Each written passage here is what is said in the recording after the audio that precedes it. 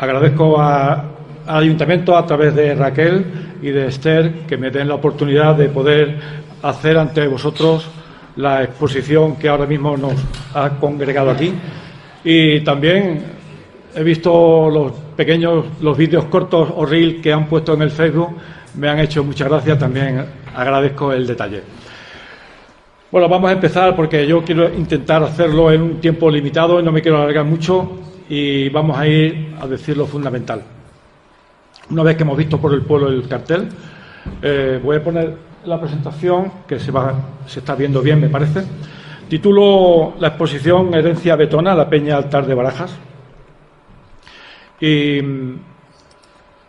lo que voy a desarrollar lo podemos ver en este índice en 6 partes. Primero vamos a hablar de unas generalidades. Luego citaremos las peñas altar de Ávila, de la provincia de Ávila. Luego nos centraremos en la peña altar de Barajas, el objeto de nuestra reunión. Comentaremos el tema de si eran o no eran altares de sacrificio. Y luego hablaremos sobre la resignificación y conservación que ha habido a lo largo de los siglos de este tipo de elementos. Y por último, hablaremos de la valoración y promoción de las peñas altar. Primeramente, vamos a hablar de generalidades. Hay que hacer una distinción entre dos conceptos que se manejan entre los especialistas, que son peñas sacras y peñas altar. Las peñas sacras, en general, son peñas que se han mantenido a lo largo de los siglos como centros de atención o de interés de mitos, de costumbres, de tradiciones entre los diferentes pueblos, y llega un momento ya en que la gente del mundo actual no sabe muy bien qué es lo que originó este interés alrededor de estas peñas.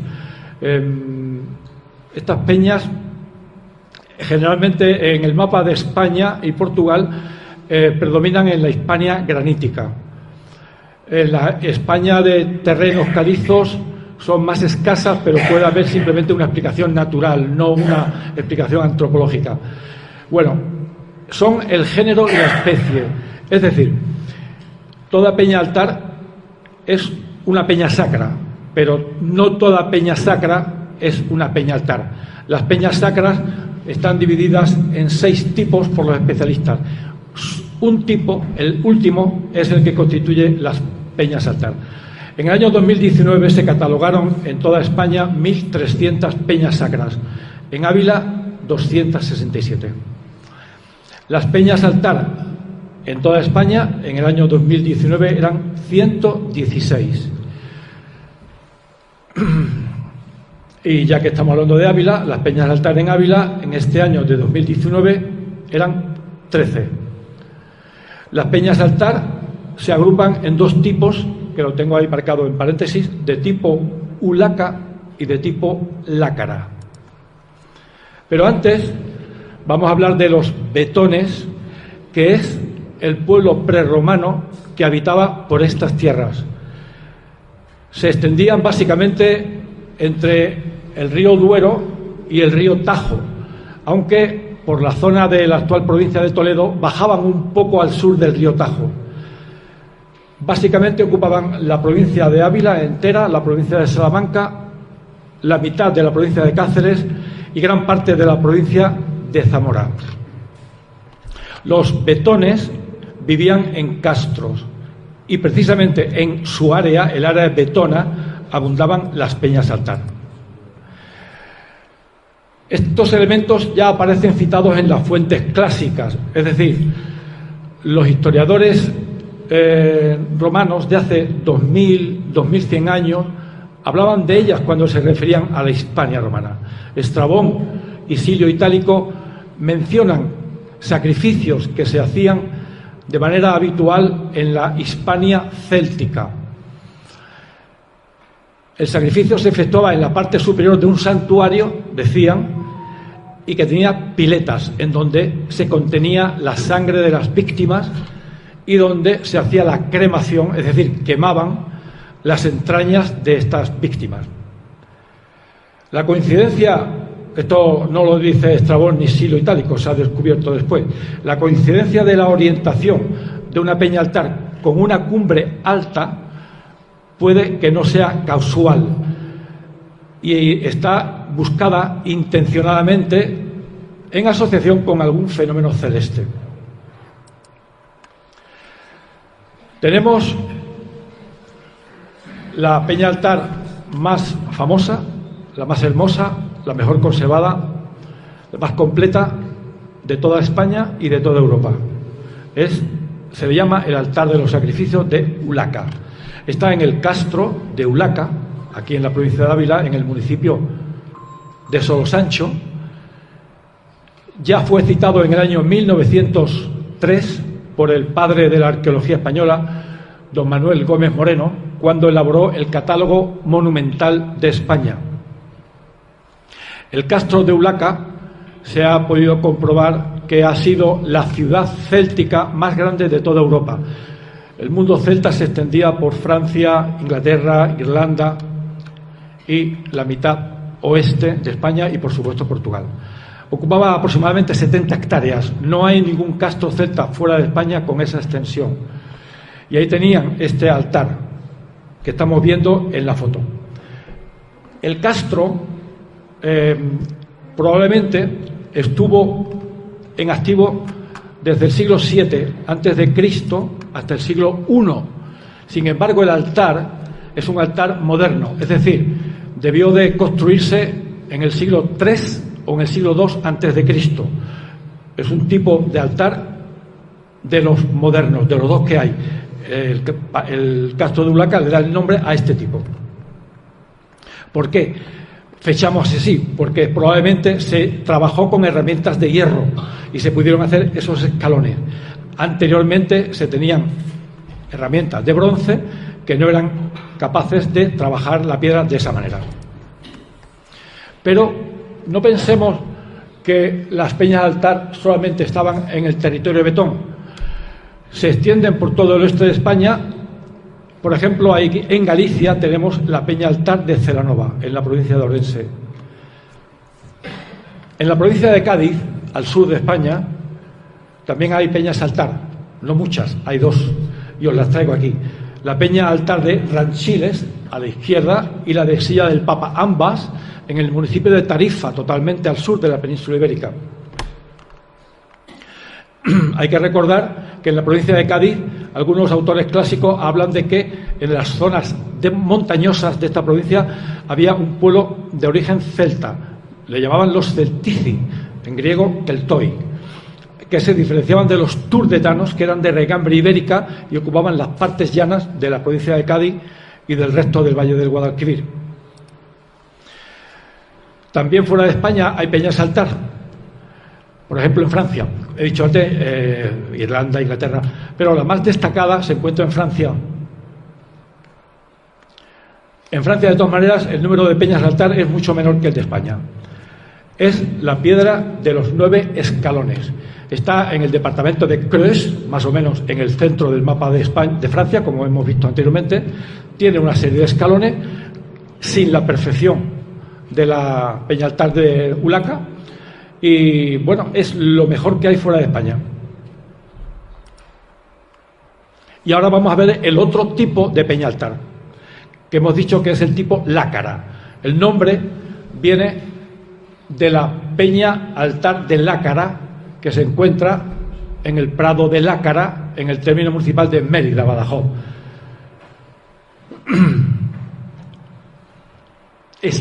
En ese mismo prado hay un dolmen famoso, muy grande, muy bien estudiado y muy bien recuperado, que es el dolmen de Lácara. 200 metros hay entre el dolmen y esta peña altar. Esta peña altar ya se conoció en el siglo XVIII y un cura párroco de Casal de Cáceres escribió en un manuscrito la descripción de esta peña y se guardó en una biblioteca privada. Y en los años 90 del siglo XX, el profesor Almagro Gorbea descubrió ese manuscrito en donde el párroco de Casal de Cáceres lo definía de manera un poquito, digamos, al estilo dieciochesco.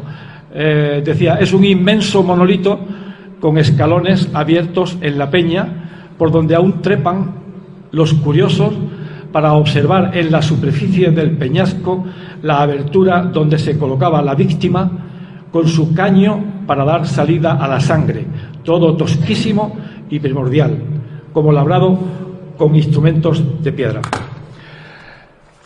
Bueno, hablaba de escalones, pero nosotros reservamos el término escalón a las peñas altar del tipo de Ulaca. Aquí lo que hay son unos entalles o entalladuras, es decir, unos huecos hechos con una herramienta para simplemente apoyar la punta del pie y poder escalar. Va por todo este tramo. Tiene 31 entalles y llega hasta la cumbre. Esta es la cumbre y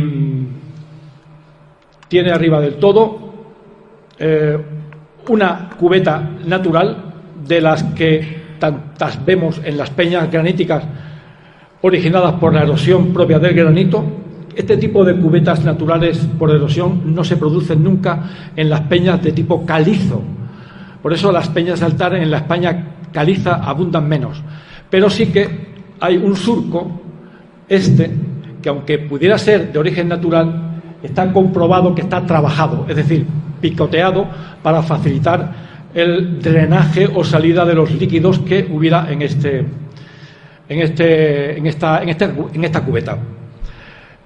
También a 1,5 metros en la cumbre de esta peña hay un pequeño vértice que puede ser natural o puede ser trabajado, y los especialistas le dan el nombre de umbo.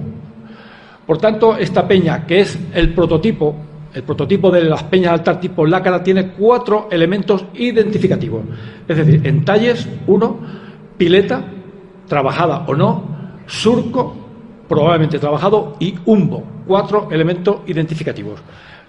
Esto es importante por lo que más adelante diremos. Es muy alta, tiene 6,5 metros, ahí aparezco yo para que veáis la comparación. Es la más alta de las peñas de altar de España, hasta ahora. En la provincia de Cáceres, cerca de Trujillo, hay un pueblo que se llama Santa Cruz de la Sierra, y al lado hay una sierra que se llama Sierra de Santa Cruz. Es una sierra, es una elevación cónica, aislada en el paisaje. Desde lejos se ve, como vemos en esta foto, y desde la antigüedad se le llamaba montaña sagrada. Con el paso del tiempo, con la llegada del cristianismo, se le bautizó con el nombre de Sierra de Santa Cruz. Por cierto, en textos árabes de la época de la ocupación musulmana de España y cuando Trujillo todavía pertenecía a la España musulmana, hay textos árabes que citan a esta montaña como Sierra de Santa Cruz. Por lo tanto, su nombre de Sierra de Santa Cruz debió ser anterior, quizás de la época visigoda. Contiene una veintena de peñas altar y en lo alto hay un castro betón. Esta es una peña altar, el altar número 3 de la zona que llaman San Juan el Alto. Es del tipo Ulaca porque tiene escalones, como estamos viendo aquí, no tiene entalles. Otro altar, peña altar del número 4, es muy bajo, no tiene ni escalones ni entalles, solamente una superficie plana con una pileta natural, con otra pileta artificial y luego una especie de hoyito pequeño aquí al fondo que les dan los expertos el nombre de cazoletas. Recordad este nombre, cazoletas. Y en lo alto de la sierra, hemos dicho que hay 20 y tantos peñas altar, solamente voy a poner estas 3. En lo alto está esta, que está en el pico más alto, que se llama Pico de San Gregorio, y tiene unos escalones que recuerdan levemente a la peña altar del castro de Ulaca. Después de haber hecho un repaso por fuera, vamos a venirnos a la provincia de Ávila y vamos a dar un repaso, intentaré ser lo más rápido posible. En el año 2010, el arqueólogo Fabián es apellido, Fabián García, Francisco Fabián García, que era entonces el arqueólogo oficial de la Delegación de Cultura de la Junta en Ávila, se ha jubilado ahora en septiembre pasado. Digo, en el año 2010 publicó en una revista alemana, una revista de arqueología del Instituto Arqueológico Alemán, un artículo largo de 60 y tantas páginas en donde da a conocer 8 peñas altar de la provincia de Ávila que están marcadas ahí con círculos rojos. Yo os las voy a indicar.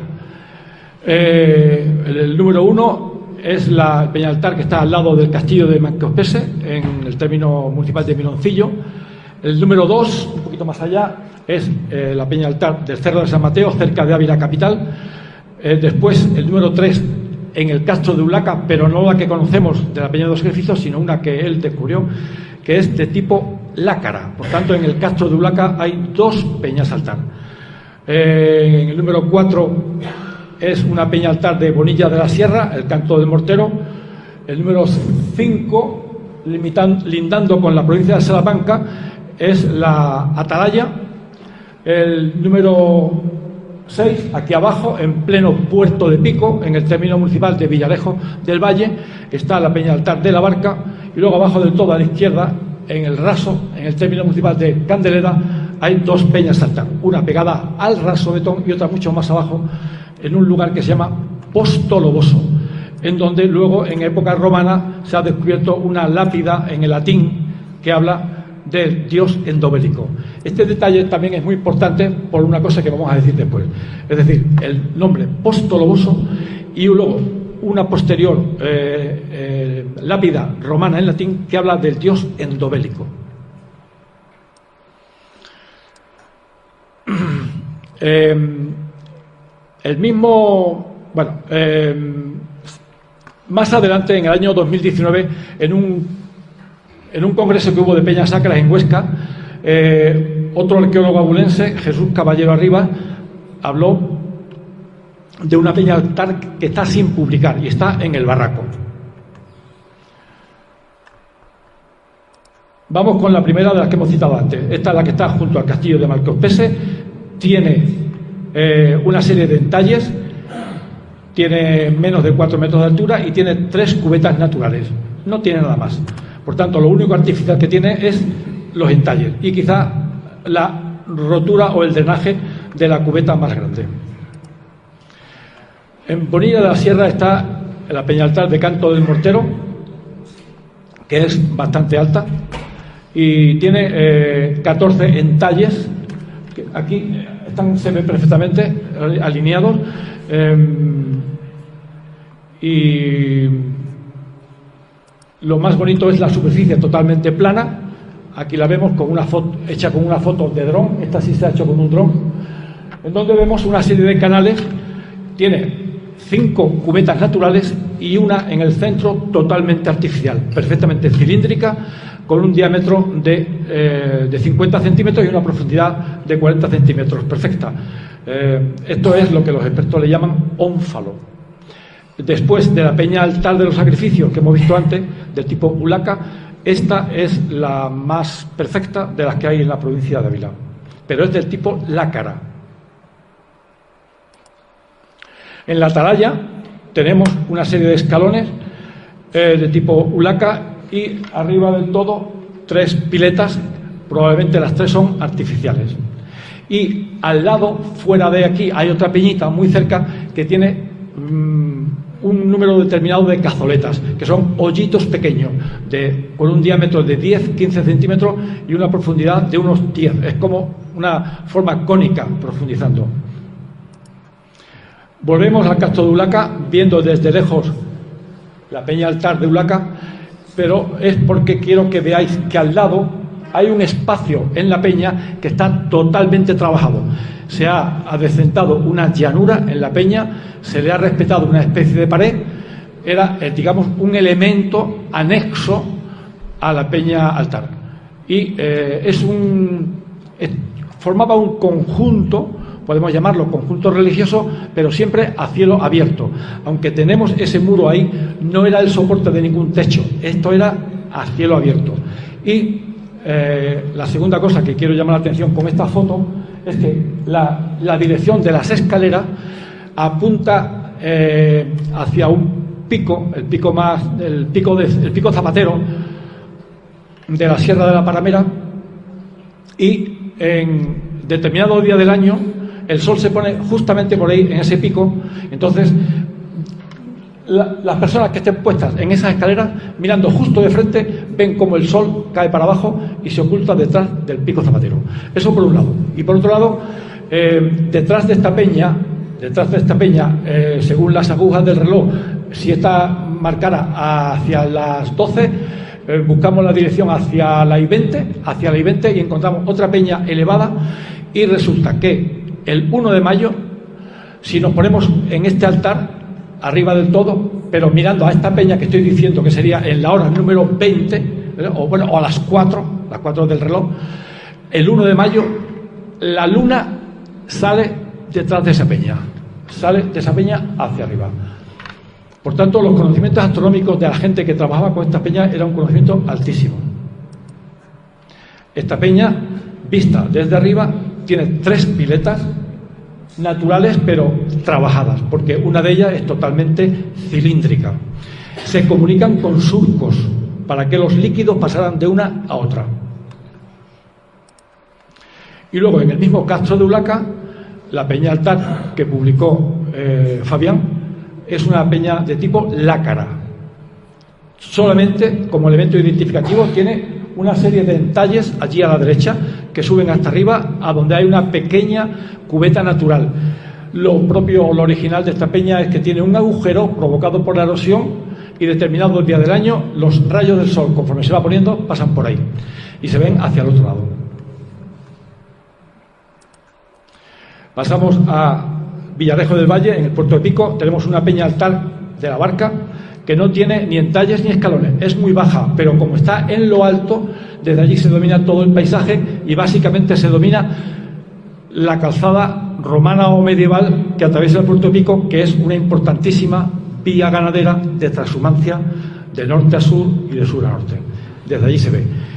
¿Qué tiene esta peña? Pues solamente tiene esa roca medio suelta que está arriba, que tiene 10 o 12 cazoletas. Ese es el único elemento identificativo.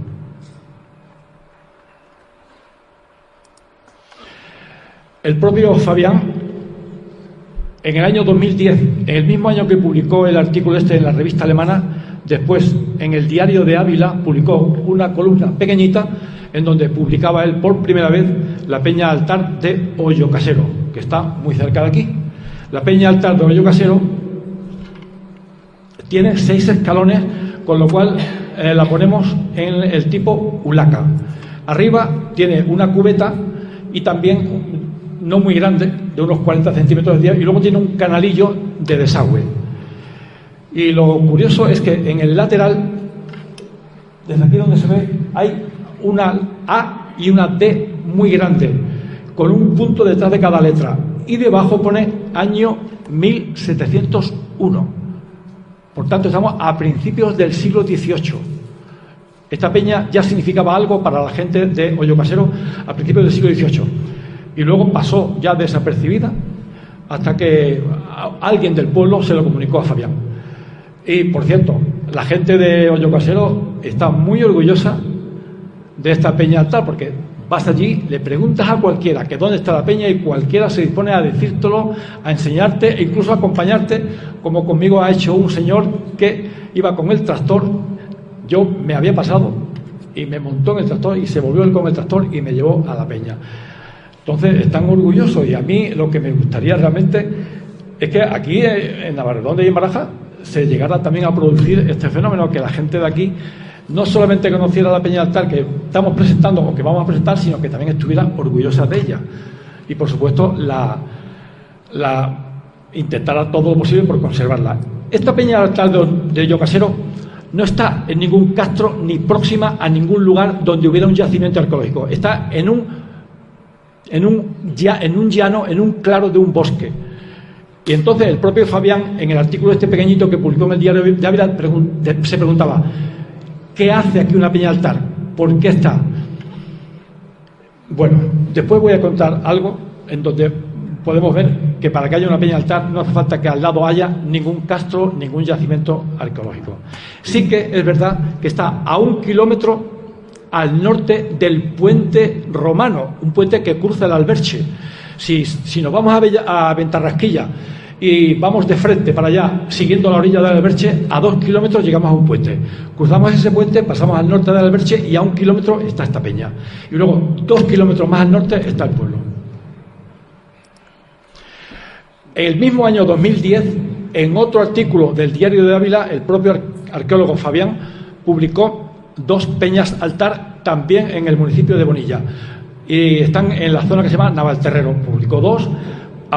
Una se le califica como el número 1, Navalterrero 1, que es del tipo Ulaca, y la 2 también es del tipo Ulaca. Pero esta, sin embargo, la 2, tiene arriba a la izquierda una cubeta totalmente artificial de sección cuadrada, no circular, de sección cuadrada, perfectamente cuadrada y vertical. Un lado no lo tiene porque está en el mismo borde de la peña para facilitar que por ahí caigan hacia abajo, hacia el suelo, los líquidos que hubiera menester. Y en septiembre pasado, del 2025, yo publiqué en el Diario de Ávila, como tenemos ahí, un artículo a doble página, no una pequeña columna, a doble página, en donde publiqué 2 peñas altar inéditas de Ávila. Una de ellas es la peña altar de Barajar. Y la otra es la peña altar que descubrimos en el castro Betón de la Mesa de Miranda, que está en el municipio de Chamartín de la Sierra. Es del tipo Lácara. Es una peña en forma de tronco piramidal con 5 caras, tiene entalles por 4 caras, por la quinta no tiene entalles porque está inclinada en sentido contrario, algo así como para permitir que debajo de ella se pudiera adosar algún tipo de recipiente que pudiera recoger algo. Y he puesto esta foto por la cara norte. El terreno está en un completo desnivel y hay más de 3 metros por este lado. Sin embargo, hay entalles trabajados rústicamente que indican que se subía por ahí. Había un especial interés en subir arriba a la peña por la cara norte, a pesar de que era la más complicada. Y por las otras caras también se podía subir. Pero es curioso que se ponían entalles donde casi no hacía falta. Aparentemente no hacía falta. Había un cierto interés por subir por la cara norte. Y se ha descubierto que en el más del 80% de las peñas altar, los escalones o los entalles están siempre en la cara norte. Esta es otra cara, ¿veis? Mucho más bajita porque hay un enorme desnivel. Por este otro lado sería mucho más fácil subir, y de hecho lo es. Por la cara oeste los entalles pueden ser naturales, quizás un poco retocados, y en la cara sur está inclinada en sentido contrario, no hay ningún entalle, se podría depositar algún tipo de, como hemos dicho antes, de recipiente.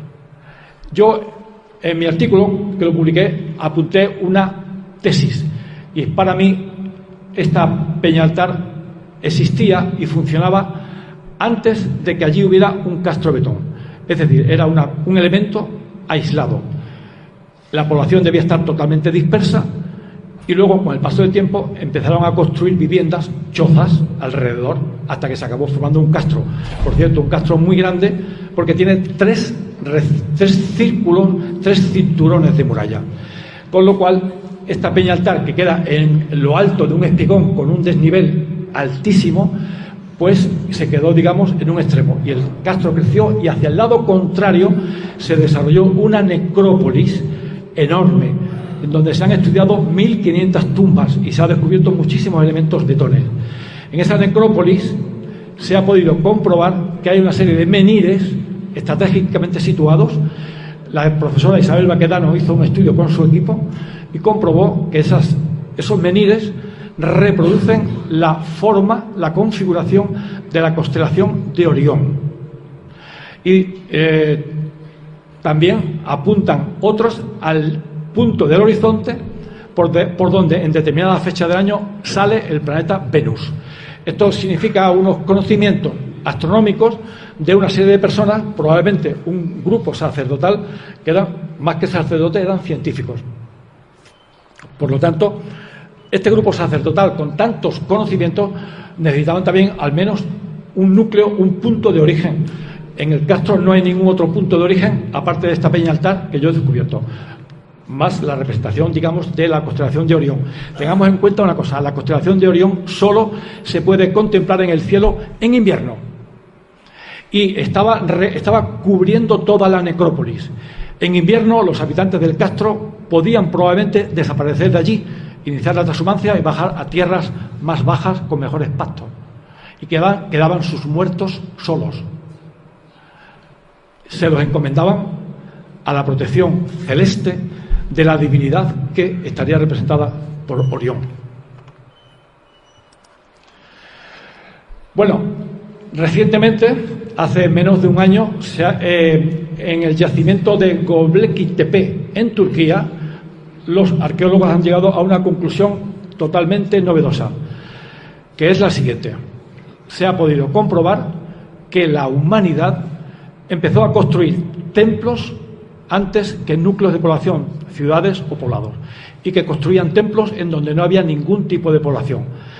El yacimiento de Göbekli Tepe es más o menos, está datado en el 10.000 o el 11.000 antes de Cristo, cuando no se tiene constancia de que en toda esa área hubiera ningún tipo de poblado, por muy elemental que fuera.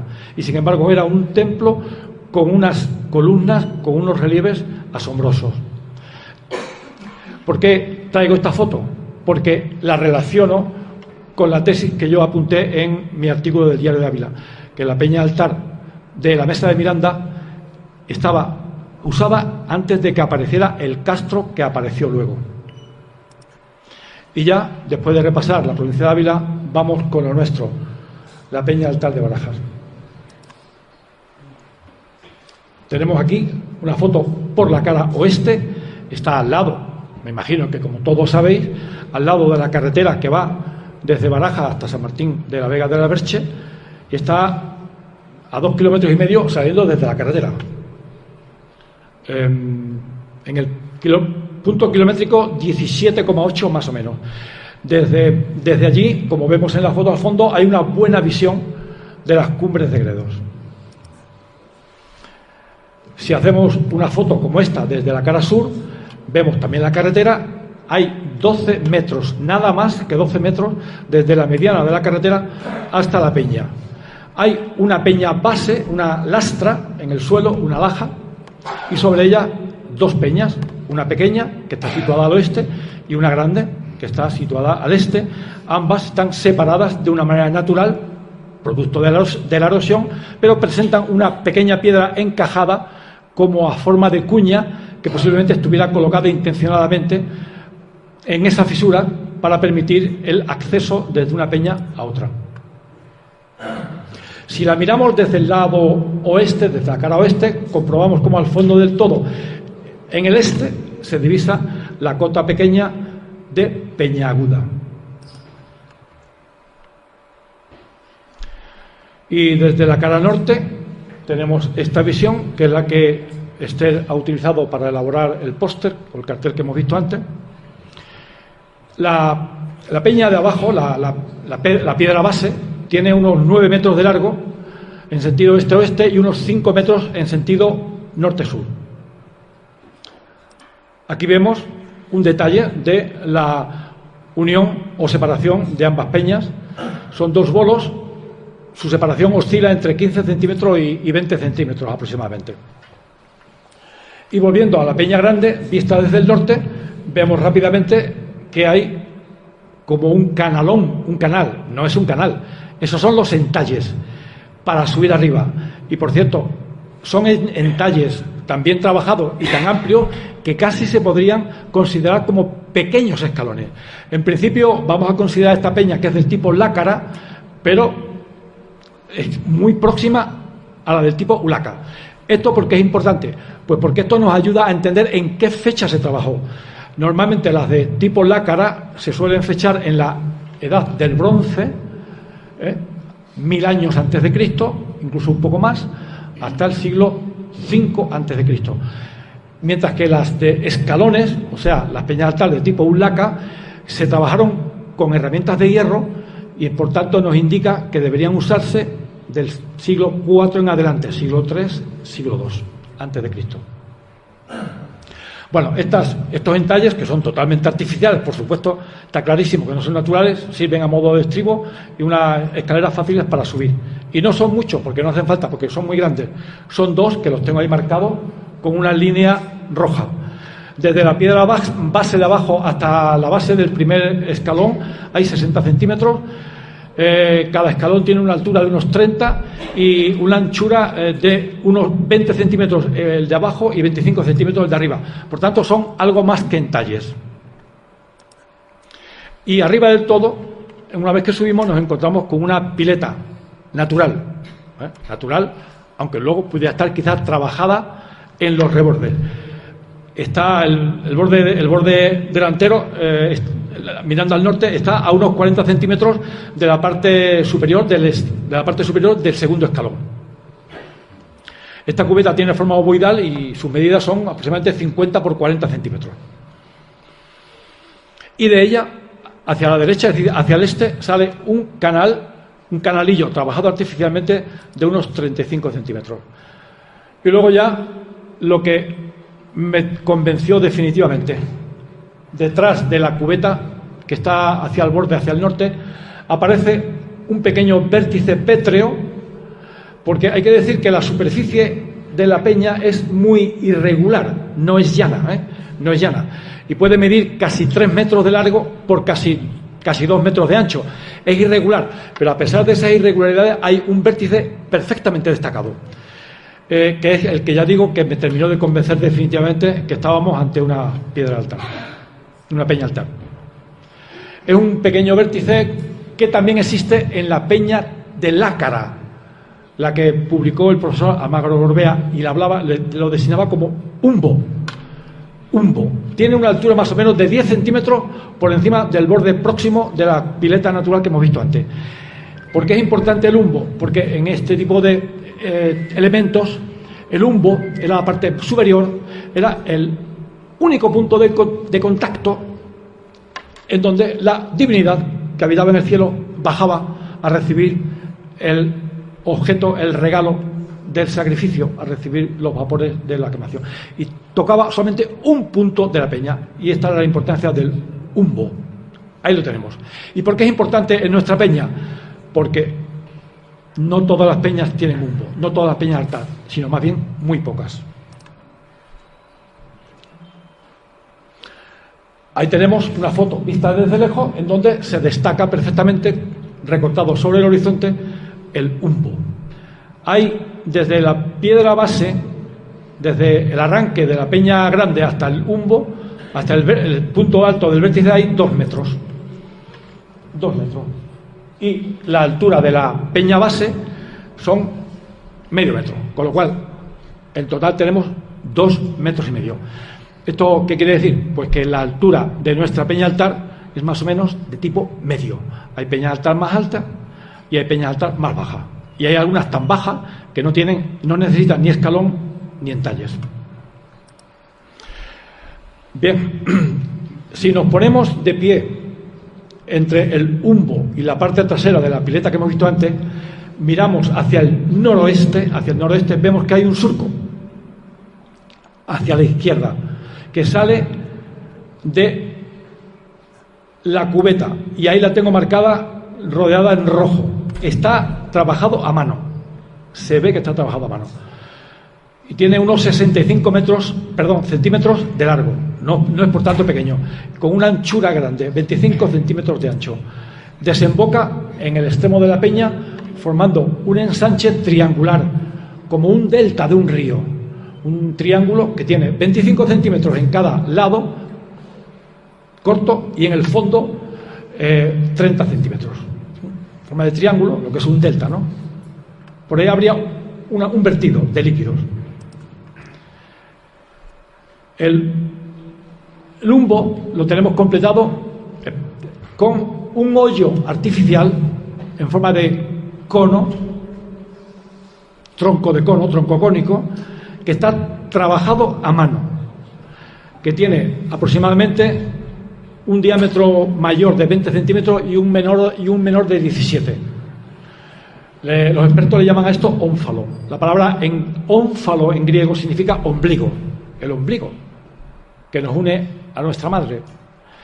¿Y por qué se labraba, se trabajaba un ombligo, un ónfalo en las peñas de altar?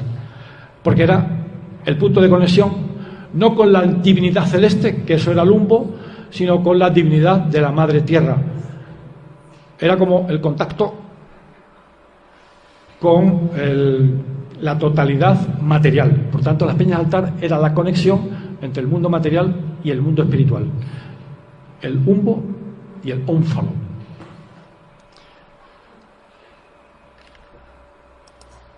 Lo rodeo ahí para que lo veáis mejor. Hice las fotos a una hora del día en donde la luz del sol, que estaba arriba en lo alto, no me ayudaba a que se pudieran detectar bien los relieves con las sombras, ¿no? Pido disculpas por eso. ¿Y qué se haría en ese hoyo troncocónico?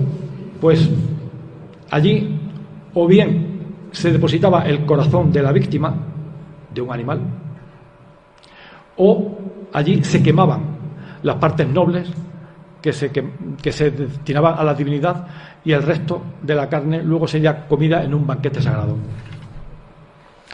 Bueno, voy a hacer un pequeño...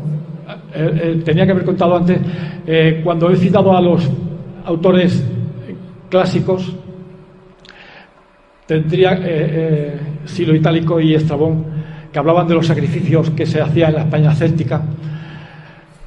Hay otro autor que es el historiador Plutarco, que nos cuenta que a principios del siglo I a.C., cuando toda esta parte de España ya estaba completamente dominada por los romanos, el gobernador romano de la zona de Lusitania, la provincia romana de Lusitania, incluía la parte de los betones, incluía la parte de los lusitanos y la parte de los betones.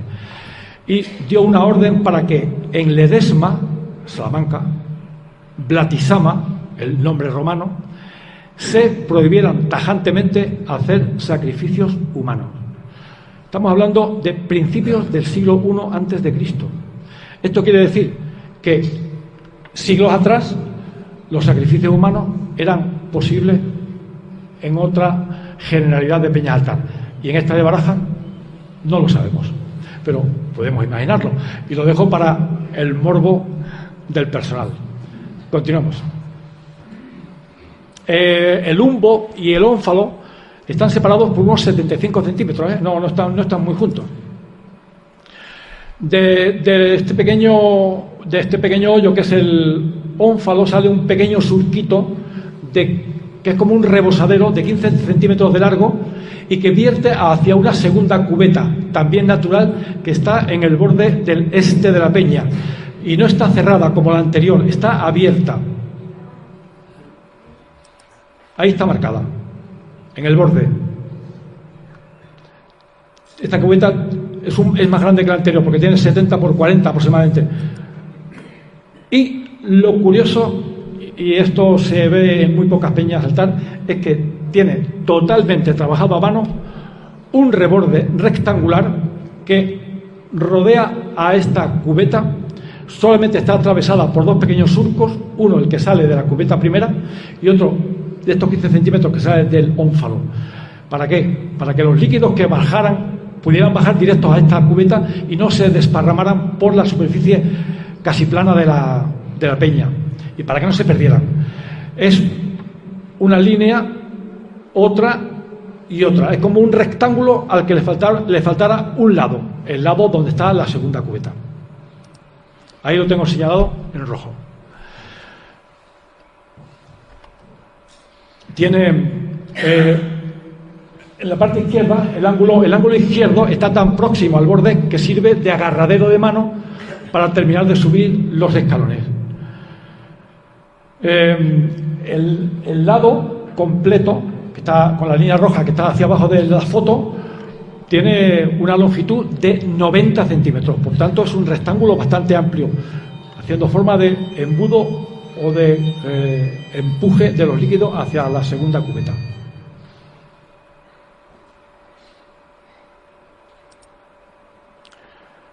Y desde el borde de la segunda cubeta hay, mirando para abajo, hay un desnivel de 125 centímetros. en línea recta.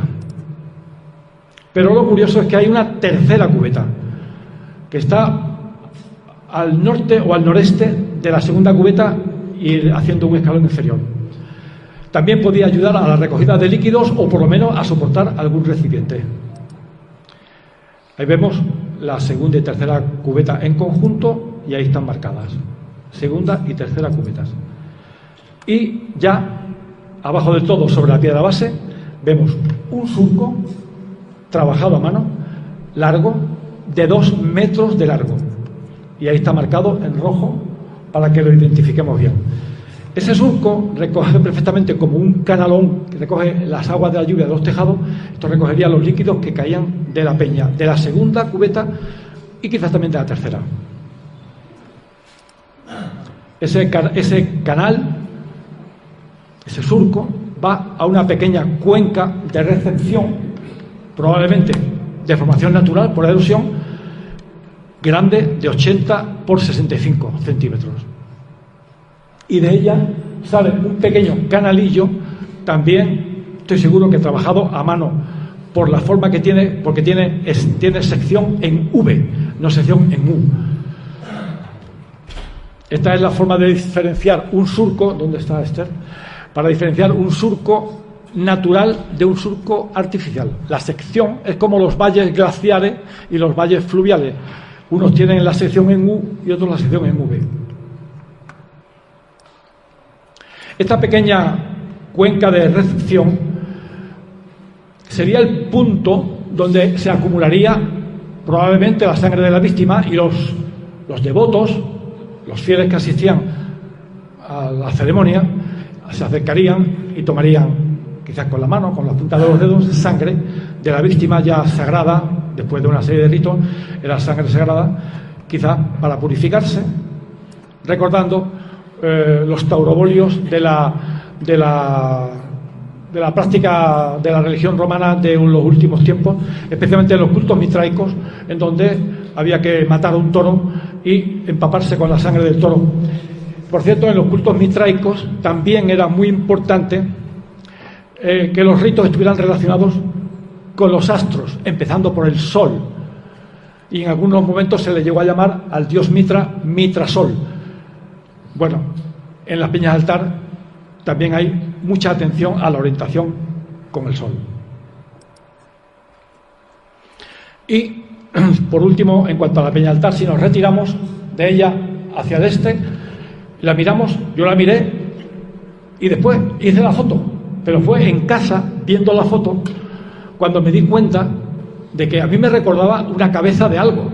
Digo, ¿esto qué es? ¿La cabeza de un felino o la cabeza de un león? Pero luego pensando, digo, también podía recordarle a alguien la cabeza de un lobo. Habéis dicho antes que aquí a esta peña se le llama la peña de la tortuga, ¿no? Porque a la gente le sugiere la forma de una tortuga. Pero, y desde ahí, mirada desde ahí, no podía a los habitantes de aquí, de estas tierras de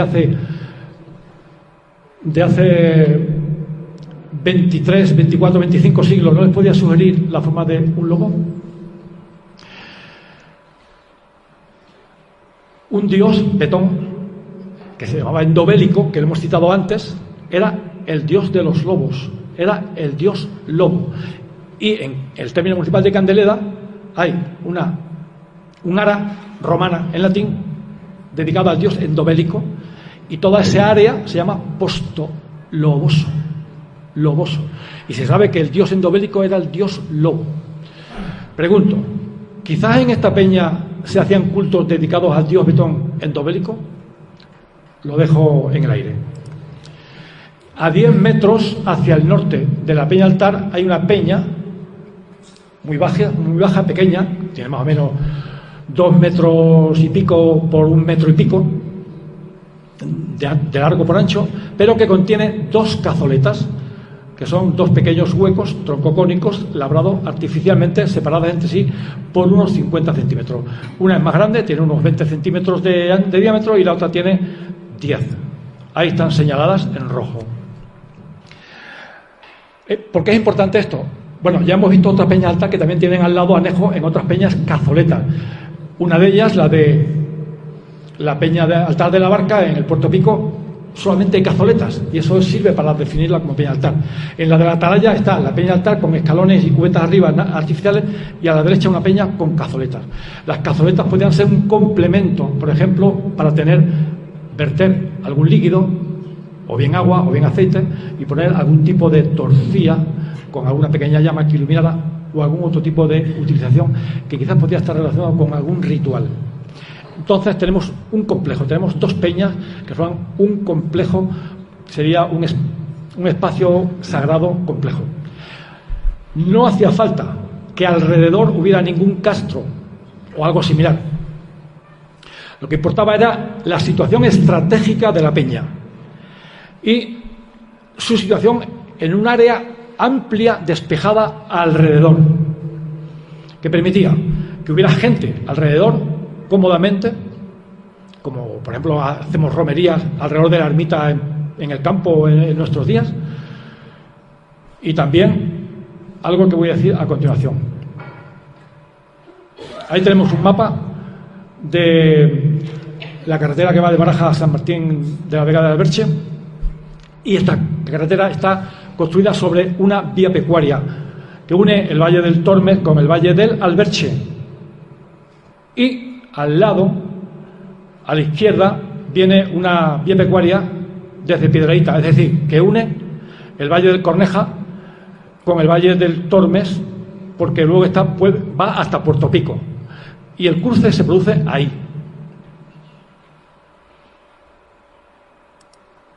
Mirad, he ampliado el mapa para que podamos ver, esto es un mapa antiguo del catastro, para que podamos ver un trozo de la vía pecuaria que ahora mismo no se utiliza, porque hubo un determinado momento en que se desvió antes de llegar, empezó a descender para abajo y luego sube para arriba hasta conectar con la carretera en la curva que hay hacia la derecha. Esto es muy raro en una vía pecuaria. Las vías pecuarias buscan siempre la mejor comodidad del terreno para el camino de los ganados, y fijaos que este trozo de vía pecuaria que aquí he recuperado yo en el mapa transcurre por la misma curva de nivel, es decir, que es una línea que llanea, un camino que llanea, lo más lógico para que los animales caminaran por ahí. ¿Y a dónde va? Va justo a la carretera, que era antes la vía pecuaria, pegado al punto donde sale el camino que viene a Barajas por la parte que luego desemboca a la Sera. En ese punto es donde está la Peñaltar, el círculo es la Peñaltar. Por tanto, esta Peñaltar no está solo al lado de una vía pecuaria, está en un cruce de vías pecuarias, lo que indica que es más estratégica la situación.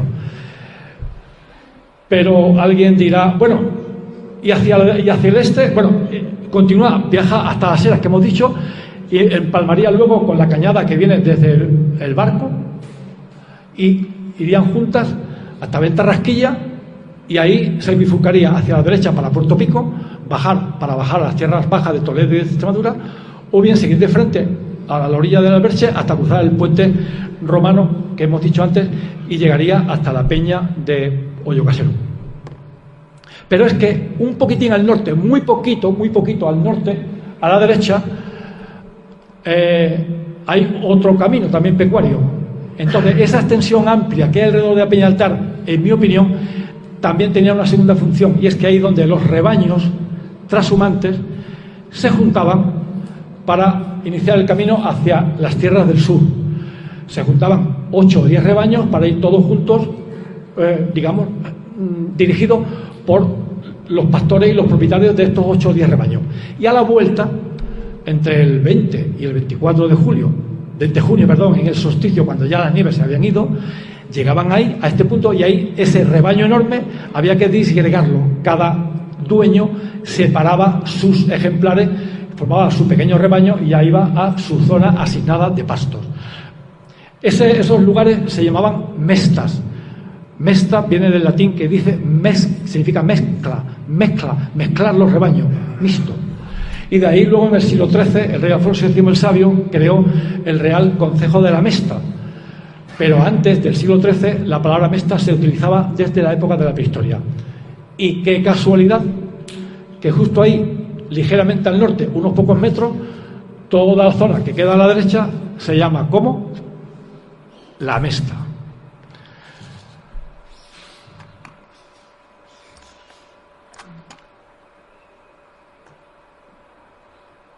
Cómo se separaban los animales y cada uno sabía el que era el suyo después de haber recorrido durante 40 días de sur a norte todo el rebaño junto. Los bretones tenían la costumbre de marcar en las orejas con señales propias para que luego cada uno identificaba su ejemplar y lo iba apartando y se lo llevaba. Y así no se confundían los animales unos con otros. Después, con el paso del tiempo, cuando se generalizó el uso de herramientas de hierro, se inventó el hierro, es decir, ponían la señal en el animal a fuego con el hierro ardiente. Los animales que saldrían de la Peña Altar de Baraja podían tener dos tipos de ruta: o transhumancia, si iban hacia el sur, Toledo, Extremadura, Ciudad Real, el Valle de la Alcudia, incluso que llegaban a Córdoba, Los Pedroches, Badajoz, o un recorrido más corto que se llama, en términos ganaderos, transterminancia, que normalmente es a una distancia de 50, 100 kilómetros como más, a zonas que están bajas, en zonas próximas a los ríos, donde todavía hay verdor en verano. Y bien, tenemos la Peña Altar de Hoyocasero, que podría ser el punto final de un recorrido corto de algunos ganaderos que partían de la Peña Altar de Baraja y no hacían transhumancia, sino transterminancia. Por tanto, estas dos Peñas Altar podrían estar relacionadas entre sí. Eran el principio y el final de una ruta ganadera, sin quitar que también había rebaños que hacían la transhumancia y su camino iba jalonado por otras peñas altar. Ya hemos visto antes la de Villarejo del Valle, la barca que está al lado de la calzada romana o medieval de Puerto Pico. Entonces, con esta explicación que acabo de dar, podemos buscar en el mapa, situar las peñas altar y buscar por dónde van las antiguas vías pecuarias, cañadas o cordeles. Y ahí lo tenemos. Y luego he hecho al lado, he sacado el esquema y ahí tenemos las tres peñas altar de Bonilla, la de Navarredonda, es decir, la de Barajas, la de Hoyocasero, la de Villarejo y las dos de Candeleda. Y todas están unidas por vías pecuarias. Hasta la de Candeleda, porque si vamos hasta la plataforma de Gredo y vamos por todo Prado Puerto, eso es el puerto de Candeleda. Y al llegar al punto más alto del puerto, los animales bajaban para abajo. Lo que pasa es que hoy día, como la pendiente es tan complicada, ya por ahí los animales no van, pero eso era una ruta de transhumancia betona y medieval. Y ahí tenemos el esquema.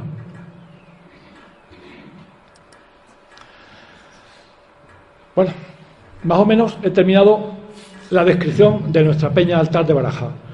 Y ahora vamos a la polémica. Porque habrá mucha gente que dirá, pero estas peñas son peñas que aparecen ahí en la naturaleza, la erosión trabaja en el granito, hace cubretas, etcétera, y esto es una historia inventada por los arqueólogos, que esto ni es Peña Altar, ni aquí se hacían sacrificios ni nada. Habría que preguntar que por qué los autores clásicos de hace 2200 años hablaban de sacrificios. Bueno, la pregunta es esta: ¿son altares de sacrificio? Bueno, incluso los arqueólogos, que como los médicos no se quieren entallar los dedos, muchos de ellos cuando hablan de estas peñas hablan en condicional. Dicen, ahí se haría algún sacrificio, por ahí correría la sangre. No dicen, ahí se hacían sacrificios, por ahí corría la sangre. Es decir, hablan en tiempo condicional como diciendo, si es que realmente se dedicaban al sacrificio. Pero por suerte se han descubierto al menos dos peñas altar, y las dos están en Portugal. Una está en el Cabezo de las Fraguas, en el término municipal de Sabugal, en la provincia de Guarda. Y tenemos ahí la foto. Es una peña baja, lo que pasa es que es llana y suficientemente espaciosa. No tiene ni escalones ni entalles, pero tiene a la izquierda una pileta de recepción totalmente trabajada a mano y además perfecta.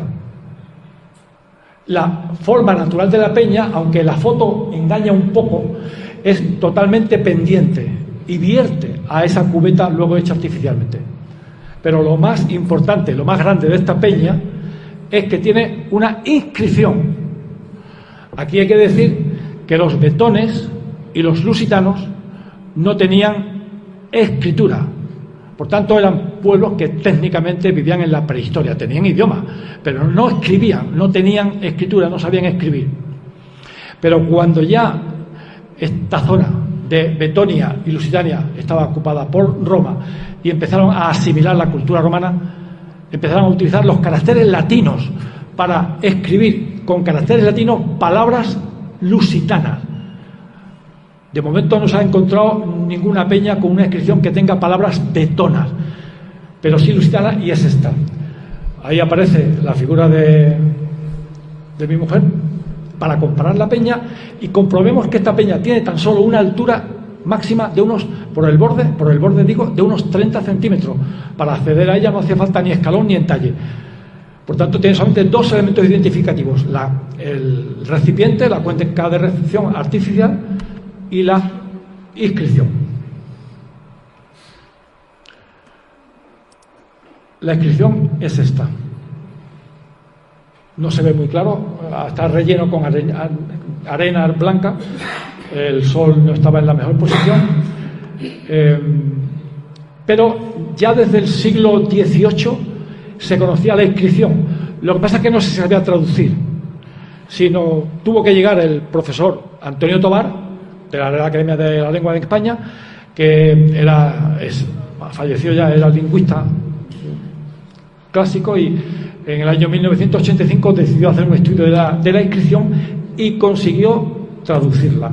Su traducción está refrendada por otros lingüistas, entre ellos el ilustre lingüista alemán Jürgen Untermann. En el Museo de Guarda hay una reproducción en escayola de la peña y de la inscripción. Está ahí y cita 5 dioses lusitanos y qué animal había que ofrecer a cada dios: una oveja mayor, una borrega, oveja menor, un cerdo, una yegua, y al dios supremo un toro semental. Y el segundo lugar que tenemos, por fortuna, también está en Portugal, es el conjunto de Panoias, que está en el municipio de Villarreal, al norte de Portugal. Ahí tenemos 3 peñas altar, y una de ellas, la que tenemos a la derecha, totalmente similar a la peña de Ulaca. A la izquierda, las dos que tenemos están trabajadas en época romana. La de abajo presenta un espacio enlosado, con losas trabajadas, para permitir que la población, los fieles, los devotos, estuvieran allí asistiendo, participando en el sacrificio. Pero lo curioso de estas peñas de Panoia es que tienen 4 inscripciones que la podemos ver y traducir. En el siglo XVIII ya se conocía estos 3 monumentos, y quien los recogió también fue otro párroco, un párroco portugués del municipio de Valle de Nogueira. Ahí tenemos las 4 inscripciones con la transcripción tal como figura en el centro de interpretación que hay allí. Hay una oficina muy importante, un centro de interpretación para verla. Ahí hablan de cómo hay que hacer los sacrificios a los dioses romanos. Esto ya estaba utilizado por los dioses romanos en el siglo II después de Cristo. Y lo curioso es que en la segunda foto habla est lapitearum. Quiere decir que ahí se hacían sacrificios a los dioses romanos y a los dioses de los lapiteas. Los lapiteas eran los indígenas que habitaban en ese lugar. Por tanto, había sacrificios a los dioses indígenas. Está escrito en latín. Por cierto, la tercera es una inscripción en griego. De esta manera, volvemos al Castro de Ulaca y podemos imaginarnos cómo sería un ritual en el Castro de Ulaca, y al fondo vemos el pico zapatero en la Sierra de la Paramera. Resignificación y conservación. ¿Cómo se han conservado estas peñas de altar? Porque se han ido adaptando, o sea, resignificando. El dolmen de Lácara era representantes de un tipo de cultura o de religión. Está en el Prado de Lácara. Allí mismo se labró la peña altar de Lácara, que está a 200 metros y es posterior. Por tanto, la misma peña altar es una actualización o resignificación del dolmen. Los romanos, ya hemos dicho, en Panoya dedicaban las peñas altar luego a hacer culto a sus propios dioses, entre ellos Serapis. En alguna descripción se designa Serapis. Y luego, cuando llega el cristianismo, también no se destruyen las peñas, sino se adaptan, se cristianizan. ¿Y cómo se cristianizan? Pues, por ejemplo, aquí tenemos la peña altar, que se llama Peña Carnicera, en Mata de Alcántara, en la provincia de Cáceres, y vemos ahí inscritas 2 cruces, ya están cristianizadas. Y ahí se podía hacer algún tipo de ceremonia religiosa cristiana, o no, pero la peña no se destruía. Eso era, digamos, era lo importante. Sigue aquí arriba, se conserva en esta peña, ahí arriba, por supuesto, hay una pileta natural y un canal de desagüe. En Malpartida de Cáceres, la peña altar de la dehesa de la Zafrilla tiene escalones, pertenece al tipo Ulaca. A la derecha tiene una pileta de recepción totalmente artificial para recibir los líquidos, y arriba, a la derecha, tenemos una pileta natural o trabajada, y luego tiene 2 cazoletas grandes. En total tiene 4 elementos identificativos. Repito, los escalones, la cubeta de recepción, la pileta natural de la cumbre y las cazoletas. 4 elementos identificativos. ¿Qué pasó con esta peña altar? Pues que en la Edad Media, en la primera Edad Media, en el siglo X, toda esa área estuvo ocupada por una comunidad de monjes cristianos, mozárabes, huidos del sur de España, de la España musulmana, que se venían a vivir a la España cristiana. Lo convirtieron en un eremitorio y nos lo demuestra que hay una serie de tumbas antropomorfas en peñas, típico de los eremitorios mozárabes, alrededor de la peña altar. Por tanto, un grupo de monjes cristianos, la peña altar la respetan y posiblemente la readaptarían a su culto cristiano.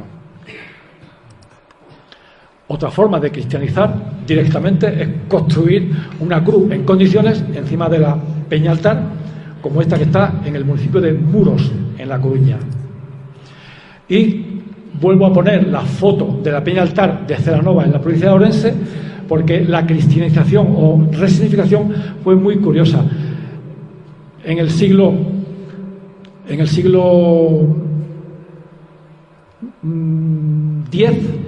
el obispo de Orense, San Rosendo, renunció a la silla episcopal y se fue a vivir como monje. Y en este cerro donde había una peña altar, mandó construir una capilla de estilo mozárabe. Conserva elementos que recuerdan a la mezquita de Córdoba. Es la capilla dedicada a San Miguel. La construyó San Rosendo al lado de la peña altar, pero la peña altar no la tocó. Por supuesto, no la destruyó. Y no había nada ahí. Era un auténtico despoblado. Poco a poco se fue construyendo viviendas alrededor, porque también venían monjes alrededor de él. Y luego, ya mucho más adelante, en el siglo XVII, a la izquierda se construyó el gran monasterio de San Rosendo, que hay ahora mismo en Celanova. Esto es otro modo de cristianización.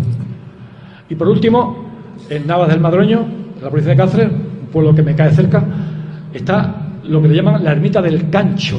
Un cancho es una peña. ¿Qué vemos ahí? Vemos una peña altar con escalones sobre la cual se ha construido una ermita. Uno de los muros de la ermita está totalmente apoyado y absorbiendo o embutiendo a la peña altar. Y se dedicó a ermita para hacer romerías y cosas así. Luego, con el paso del tiempo, en la desamortización de Mendizábal en el siglo XIX, fue desamortizada y pasó a uso civil, y ya dejó de utilizarse como ermita y ya se le construyó una chimenea y ha pasado a ser la vivienda del pastor. Bueno, vamos terminando. Valoración y promoción de la peña altar de Barajas. Vamos a ver. Voy a ir leyendo. Los datos identificativos de la peña altar de Barajas. Tiene entalles o entalladuras. Los entalles están situados en la cara norte. Una o más cubetas naturales están en la cima, trabajadas o no. Hay surcos artificiales uniendo cubetas para la comunicación de líquidos. Hay un hoyo troncocónico el ónfalo. Hay un pico o vértice, el umbo. Son muy pocas las peñas de altar que reúnen estos dos elementos identificativos. Hay un canal de desagüe. Hay abajo una cubeta de recepción a donde va ese canal de desagüe. Hay cazoletas al lado, a menos de 10 metros. A los lados de la peña, por los 4 lados, hay espacio libre para la acumulación de población, de masa, o también para el tema de los rebaños que decíamos antes de la mezcla. Y por último, podemos ver que hay una pareidolia. La pareidolia es la imaginación que nos provoca su figura, con la cual unos creen ver una tortuga, otros creen ver una cabeza de un león o una cabeza de un lobo. Por esta zona, leones no había. La pareidolia es cuando tú miras a las nubes y a lo mejor ves una nube un día y dices, mira, esta nube me recuerda a la cabeza de un caballo, o esta nube me recuerda pues, a la cabeza de una persona. Eso es lo que se llama pareidolia. Cuando decíamos al principio la diferencia entre peña sacra y peña altar, las peñas sacras eran de 6 tipos. Una de ellas, hay peñas sacras que son solo peñas sacras por el simple hecho de que tienen una pareidolia, es decir, un elemento identificativo de peña sacra. Hay muy pocas peñas altar en España que tengan 11 elementos identificativos. La peña altar de Baraja los tiene. Bueno, cuando yo estuve preparando mi artículo para publicarla, mi preocupación era saber si estas dos peñas eran realmente inéditas, es decir, que no se habían publicado por nadie, y si yo era el primero que le iba a publicar o no. Entonces me preocupé mucho inmediatamente de mandarle después el artículo del Diario de Ávila a 2 personas, y no 2 personas cualquiera. Se la mandé al profesor Álvarez Sanchí, que es el mayor especialista en cultura vetona, es el jefe, actualmente el jefe del Departamento de Historia Antigua y Arqueología de la Universidad de la Complutense, catedrático por supuesto, director de las excavaciones del Castro de Ulaca, y también le mandé mi artículo al profesor Almagro Gorbea, que es el mayor especialista de España en peñas altar. Por tanto, el mayor especialista en cultura vetona y el mayor especialista en peñas altar. Ambos me confirmaron que las 2 peñas estaban inéditas. Álvarez Sanchí me llamó por teléfono, me dijo enhorabuena, me dijo no conocía estas peñas, me dijo gracias por tus datos, los incorporaré a mi archivo personal. El profesor Almagro Gorbea no me llamó por teléfono, me contestó escrito y me dijo: hablaré de esto contigo personalmente. Voy a ir a Jerez de la Frontera a dar una conferencia, allí me encontraré contigo. Allí nos encontramos en Jerez de la Frontera, me dio un abrazo, estuvimos hablando sobre la peña altar, me dijo también enhorabuena, le conté que yo estaba en contacto con Raquel, etcétera. Y me dijo, enhorabuena, me dije, está bien que lo hayas publicado en el Diario de Ávila, pero esto merece publicarlo en un artículo científico en una revista científica. Dice, yo te puedo ayudar a encontrar una revista científica para publicarlo. No es fácil publicar un artículo en una revista científica. Él me dijo que se ofrecía a encontrarme una y que él me daría algún tipo de instrucciones para que el artículo estuviera más o menos perfecto y que, naturalmente, a lo que yo había publicado en el Diario de Ávila había que ampliarlo, sobre todo, había que ampliar con datos de contexto. Entonces yo, en la charla de hoy a ustedes, a vosotros, he intentado darle un poco de importancia al contexto, no solamente hablar de la peña altar de Baraja. Bueno, pues luego por último me dijo, dile a la concejala de Cultura que le aconsejo que haga alguna serie de cosas. Digo, ¿como cuál, profesor? Y por ejemplo, se puede hacer una señalización con algún letrero. Se pueden editar y distribuir carteles. Se pueden editar pequeños dípticos o trípticos para dárselo a los forasteros que vienen, a los que preguntan, etcétera. Se pueden hacer, quizás anualmente, algún acto in situ, bien con la gente, algún acto o con escolares que vayan allí, excursiones escolares con alguna actividad referente al tema de los betones. Me dijo que se junten con los otros municipios próximos que tienen peñas altar, se unan y le pidan formalmente a la Diputación Provincial que establezca una ruta de las peñas altar. Y por último tengo ahí algo que no me dijo el profesor Almagro Gorbea, sino que es de mi cuenta. Os sugiero al Ayuntamiento que solicitéis de la Junta de Castilla y León que haga el deslinde y amojonamiento del cordel, que va desde la Peña Altar hasta las Eras, y que le reserve la anchura legal de 37,5 metros. ¿Por qué digo esto? Porque si no, con el paso del tiempo va a perderse como tal cordel y acabará reducido a un simple camino de 2 metros de ancho. Entonces, pretendo que consigáis dos cosas: que no perdáis el espacio que es dominio público. Las vías pecuarias son imprescriptibles, dominio público, una anchura de 37,5 metros para los cordeles, y una segunda cosa referida a la Peña Altar, y es que no se pierda el contexto. Es decir, que si ahí desaparece la vía pecuaria, no entenderemos el sentido originario que tenía la Peña Altar, que era un elemento importantísimo precisamente en un cruce de vías pecuarias. Por tanto, esa vía pecuaria hay que conservarla y hay que pedirle a la Junta, que es la competente, la administración competente, que haga el deslinde y el amojonamiento. En fin, todo esto, esta Peña Altar y otras, pues son elementos muy importantes, porque con los ritos y con las peñas se fueron forjando